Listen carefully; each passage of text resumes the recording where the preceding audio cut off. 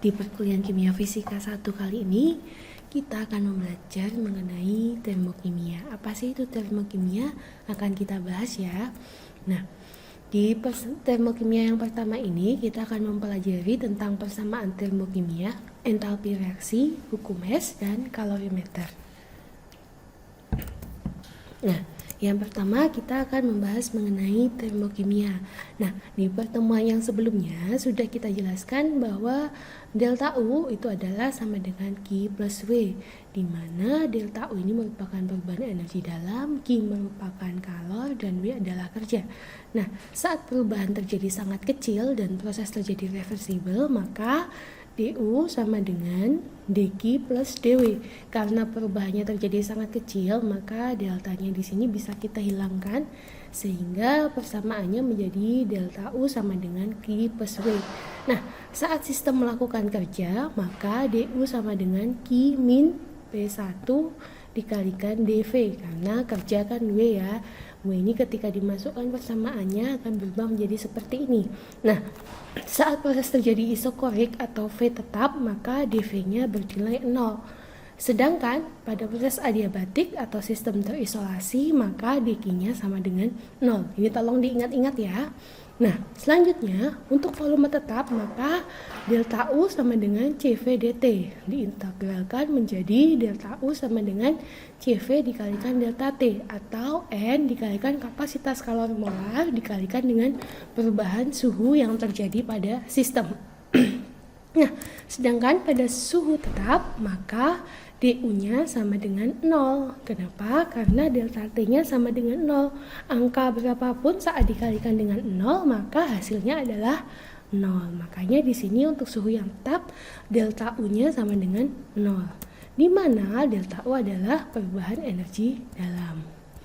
Nah, ini ya, misalkan ada dua keadaan, di sini ada P1 sama dengan P, P2-nya sama dengan P, berarti tekanannya yang konstan. T-nya berubah, volumenya juga berubah. Maka berlaku hukum termodinamika, DU sama dengan dQp dikurangi PdV. Tekanan tetap, sehingga persamaan tersebut menjadi delta U sama dengan Qp min P dikalikan delta V. Sehingga bisa kita jabarkan U2 dikurangi U1 sama dengan Qp dikurangi P dikalikan V2 min V1.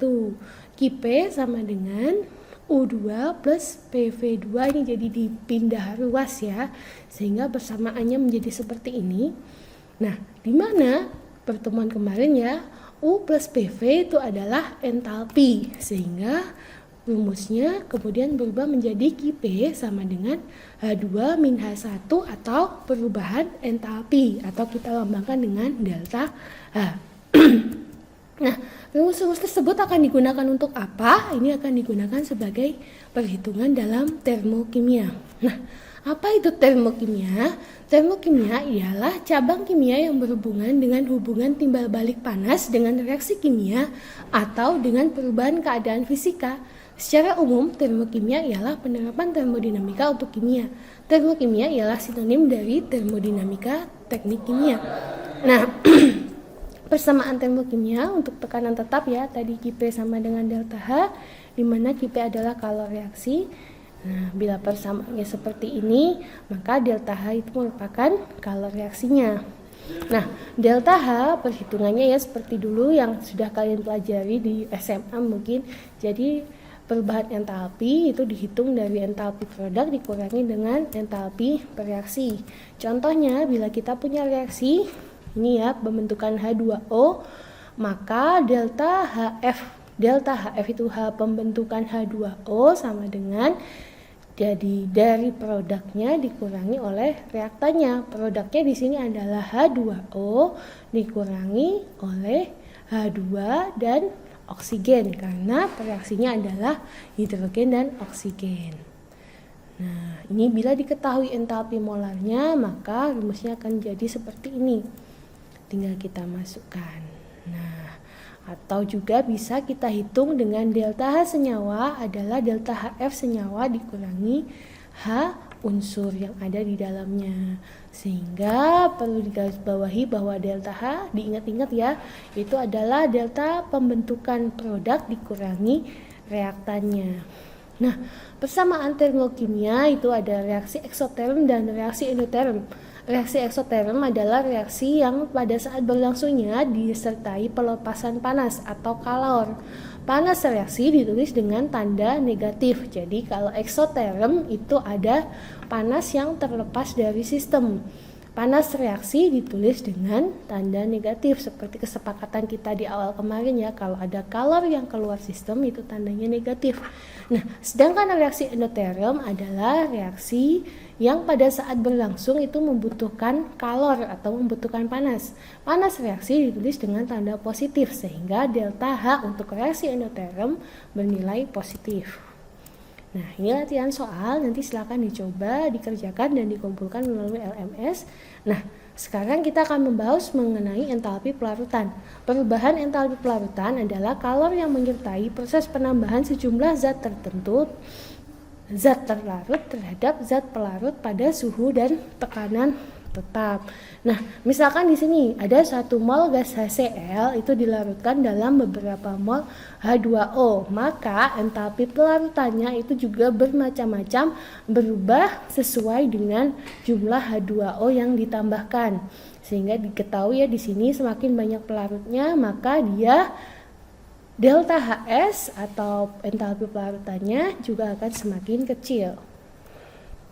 Nah, ini ya, jadi kalau kita membahas mengenai entalpi reaksi itu ada entalpi pembentukan, ada entalpi pembakaran, dan entalpi netralisasi. Entalpi pembentukan biasanya disimbolkan dengan delta HF, itu merupakan perubahan entalpi yang menyertai pembentukan 1 mol senyawa dari unsur-unsurnya. Kondisi standar delta HF dari gas mulia, es rombik, putih, dan kristal logam, serta zat triatom. Nah, sedangkan entalpi pembakaran itu disimbolkan dengan delta HC. Ini merupakan perubahan entalpi yang menyertai pembakaran sempurna 1 mol zat. Nah, kondisi standarnya delta HC. Nah, untuk entalpi netralisasi itu apa? Adalah perubahan entalpi yang menyertai untuk menetralkan 1 mol asam oleh basa atau 1 mol basa oleh asam. Kondisi standarnya dilambangkan dengan delta HN. Nah, ini latihan soalnya, nanti silakan dicoba dikerjakan ya. Lalu dikumpulkan melalui LMS. Nah, hukum Hess, lalu kita masuk ke hukum Hess. Hukum Hess menyatakan bahwa entalpi reaksi adalah jumlah total perubahan entalpi untuk setiap tahapnya. Hukum Hess menyatakan bahwa kalau reaksi dari suatu reaksi tidak bergantung apakah reaksi tersebut berlangsung 1 tahap atau beberapa tahap.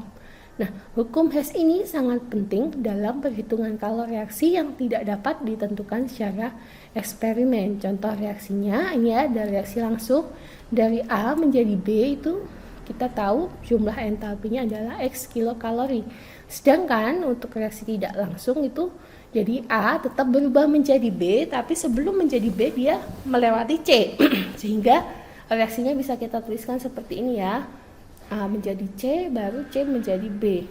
Nah, di sini kita tahu delta H untuk masing-masing reaksi, sehingga delta H total itu merupakan penjumlahan dari delta H2 ditambahkan delta H3, di mana delta H2 adalah jumlah entalpi untuk reaksi yang pertama dan delta H3 adalah entalpi untuk reaksi yang kedua. Nah, ini ya, kalau misalkan lewatannya banyak Bu, jadi misalkan ini sama A ke B tapi jalannya dia lewat D dan E. Kalau tadi kan ada yang langsung, ada yang lewat C, ada yang lewat D sama E.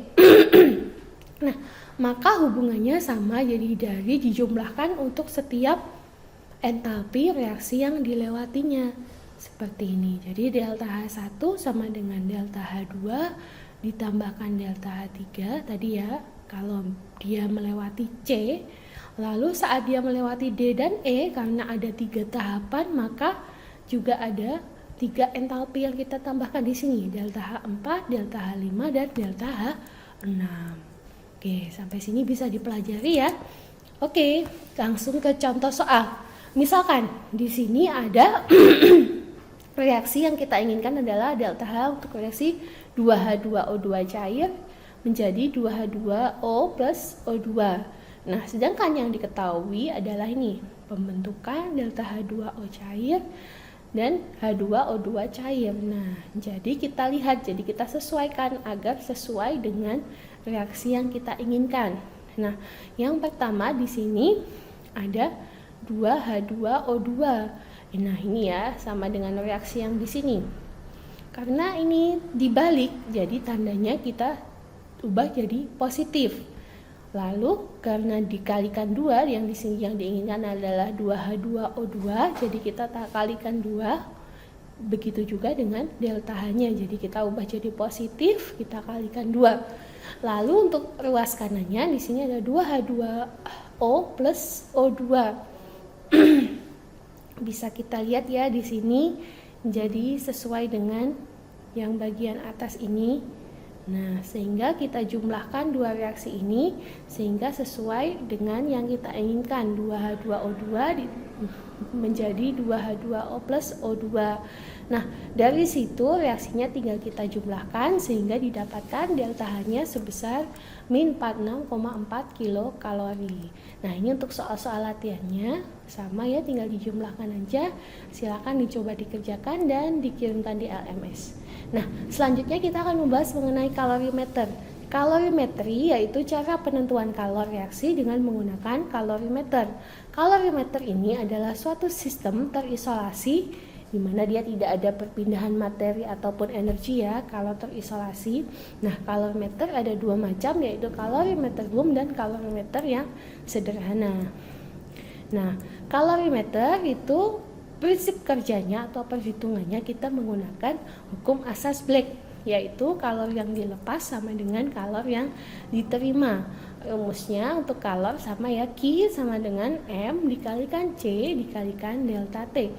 Q kalorimeter itu adalah C dikalikan delta T, dengan Q adalah jumlah kalor, satuannya joule, M adalah massa zat, satuannya gram, delta T adalah perubahan suhu, bisa satuan Celsius ataupun Kelvin, C adalah kalor jenis dengan satuan joule per gram derajat Celcius atau joule per gram Kelvin. Jadi kalau delta T satuannya apa Bu yang dipakai? Lihatlah satuan dari kalor jenisnya, harus sesuai ya. Jangan sampai lupa. Lalu untuk kapasitas kalornya sama, satuannya J per derajat Celcius atau J per Kelvin. Oleh karena itu, tidak ada kalor yang terbuang ke lingkungan, maka kalor reaksi sama dengan kalor yang diserap atau dibebaskan oleh larutan dan kalorimeter. Tapi tandanya yang berbeda. Nah, Q reaksi sama dengan min penjumlahan dari Q larutan ditambah dengan Q kalorimeter. Contoh soal. Sini ada sebanyak 4 gram NaOH dilarutkan ke dalam kalorimeter yang berisi 100 ml air.